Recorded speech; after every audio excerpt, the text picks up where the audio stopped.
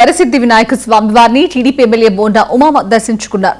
ఇక ఆలయ ఏఈఓ రవీంద్రబాబుకు ఆయన ఘన స్వాగతం పలికారు. ఇక స్వామివారికి ప్రత్యేక పూజలు నిర్వహించిన ఎమ్మెల్యేకి వేద పండితులు ఆశీర్వచనం చేసి స్వామివారి తీర్థ ప్రసాదాలను అందజేశారు. ఈ సందర్భంగా ఆయన మాట్లాడుతూ చాలా కాలం తర్వాత స్వామివారిని దర్శించుకోవడం చాలా ఆనందంగా ఉందన్నారు. భక్తుల సౌకర్యాలపై ప్రత్యేక శ్రద్ధ వహిస్తున్న ఆలయ అధికారుల కృషి స్పష్టంగా కనిపిస్తోందన్నారు.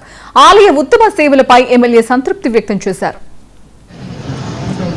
ఏ విధంగా ఉండేది ఇవాళ ఏ విధంగా ఉందో చాలా ఆశ్చర్యంగా ఉంది. స్వామివారి ఆశీస్సులతో ఈ దేవాలయం చాలా అభివృద్ధి చెందింది. విగ్రహం కూడా స్వయంభూ స్వామివారి విగ్రహం.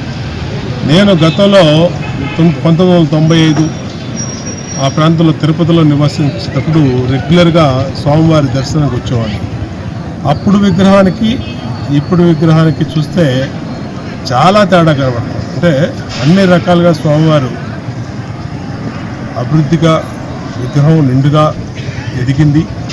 అలాగే ఆలయం కూడా మరి ప్రవాస భారతీయులు మా స్నేహితుడు మరి ఆయన శ్రీనివాసరావు అన్ని రకాలుగా రవి ఐక్య గారు అన్ని రకాలుగా ఈ